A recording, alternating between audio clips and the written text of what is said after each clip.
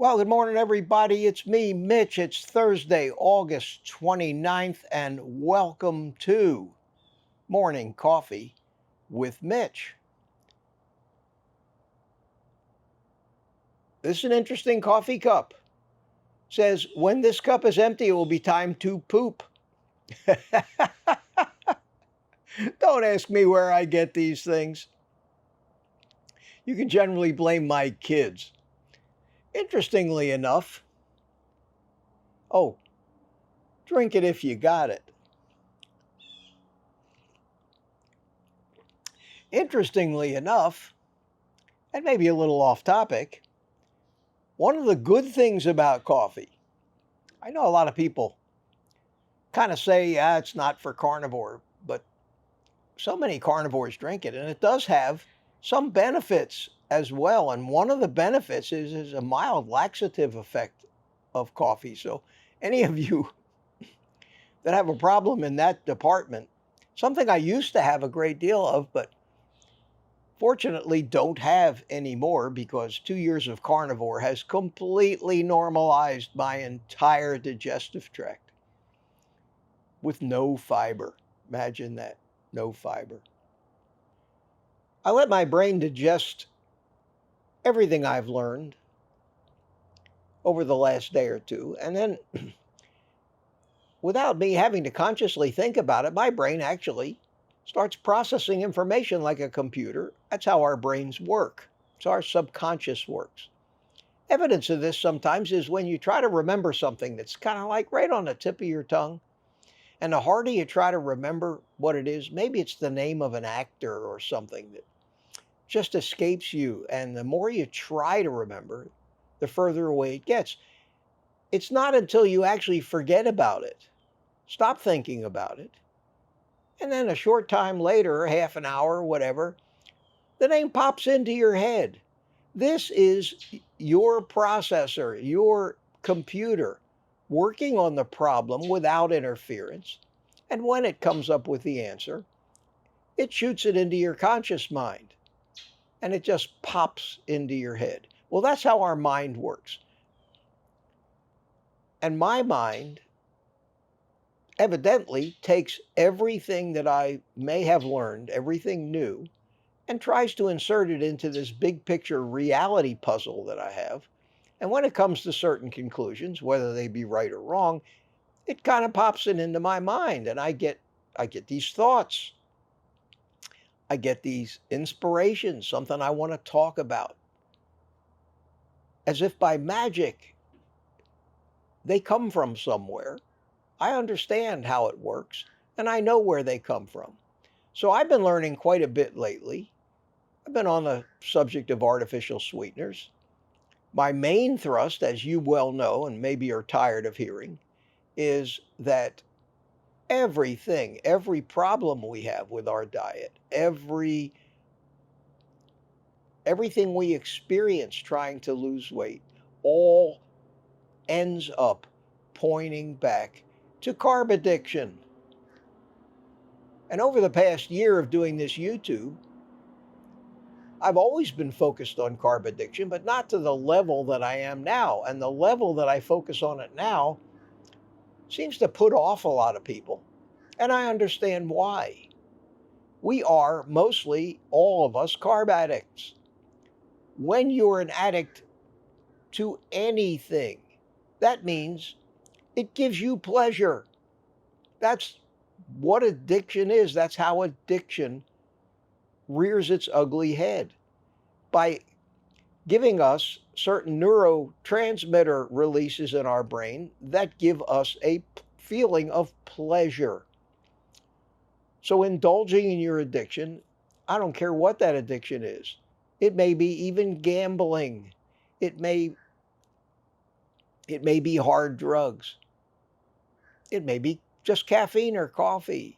Whatever it is, we are compelled to search out and consume or do whatever it is we're addicted to because it gives us pleasure. Now, if something gives us pleasure, and this is really the crux of the whole matter, if something gives us pleasure by the sheer definition of pleasure, we resist anything that wants us to stop.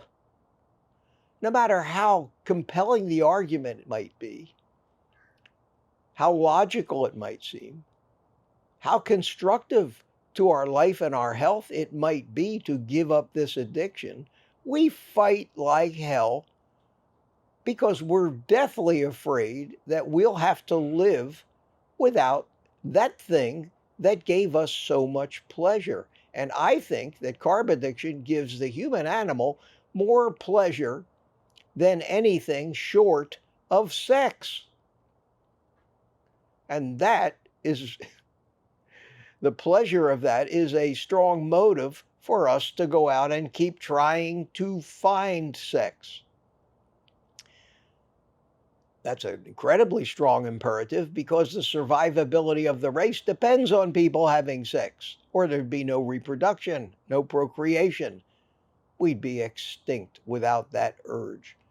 So the word urge is what addictions give us. They create the cravings. They put it into our conscious mind. They amplify it until we're thinking about nothing else, until it becomes the most important thing at that particular moment to us. And unfortunately, eating carbs is one of the strongest one of those things. And that's why we're so compelled and we get such powerful cravings. I've come to the conclusion that that is the problem. That is the heart of the problem. It is the cause of the problem.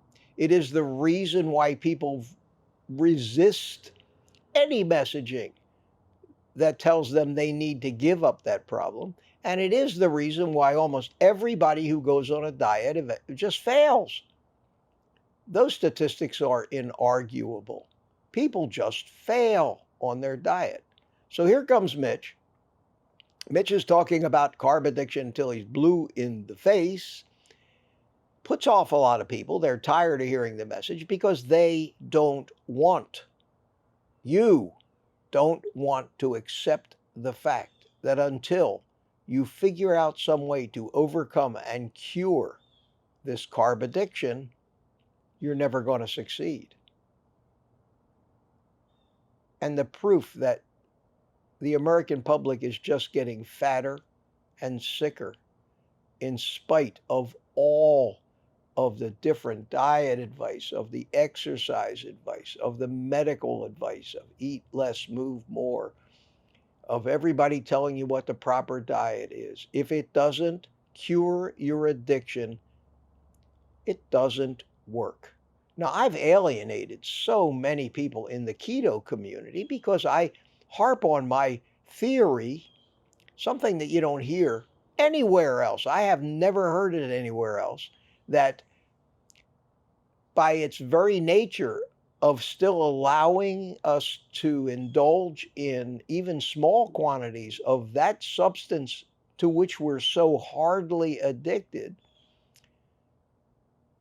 will just naturally bring all of these other factors into play. Our reluctance to give it up because we're never really giving it up.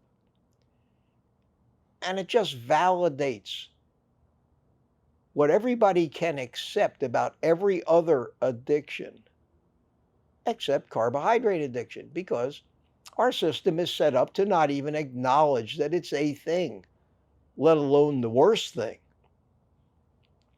I think about this every day. I try to fine-tune my message, but it's always been my message. At the end of this video, and I hope you watch through to the end, on the end card is going to be a link to a video I made almost a year ago. And it's a test that I came up with. And I urge you to watch that video. Take that test and take the results seriously. And I'll bet that 80% of you will be severe carb addicts. And there's nothing wonky about this test. It makes a lot of sense. Makes a lot of sense. And you'll see the psychology behind it. I urge you to do that. The first step in curing, and yes, I said curing your carb addiction, the first step is to acknowledge, yes, carb addiction is a real thing. Second, based on everything that I see about my life and the pattern of my trying to be healthy and lose weight for my entire life and always failing and never being able to sustain it,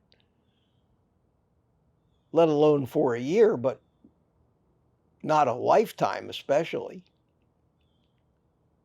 And I know this for a fact because the first 75 years of my life, this was the pattern. All of this points to the fact that the same rules that apply for any other addiction have to be applied to carbohydrate addiction. And that's what scares most people away or causes them to fail. The thing about carnivore that makes it work is it's a no carb diet. It's the only no carb way of eating on the planet. No other diet plan of the tens of thousands of different diets that have been invented over the years, no other diet plan is a no carb diet. Because in order to be a no carb diet, you have to eliminate plants from your diet. Because all plants have carbohydrates. All of them do, maybe even small amounts, but they all have carbohydrates. If you apply the same rules of curing an addiction that you apply to drugs and alcohol, and I'll even use gambling, complete abstinence is the only thing that works, and even that doesn't work most of the time because these addictions are so strong. The thought of giving up the pleasure we get from indulging is so strong that most people can't do it because their physiology, their subconscious mind fights them every step of the way. And the reason that carnivore worked for me, and that's all I can tell you, and many others who have told me that it has worked for them, over the past year of listening to you and looking inward at my own experiences, it became glaringly obvious to me that by managing to abstain from carbs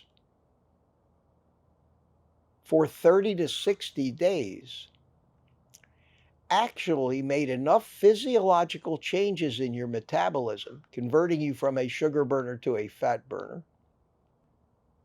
that there were changes in your subconscious, and it's imperative to make sure you get sugar every day, and the cravings reduced dramatically. They reduced to the point after 30 to 60 days that they were manageable and continued to improve over the course of a year or so until they were completely gone. And those thoughts never entered our mind again. Our brains finally learned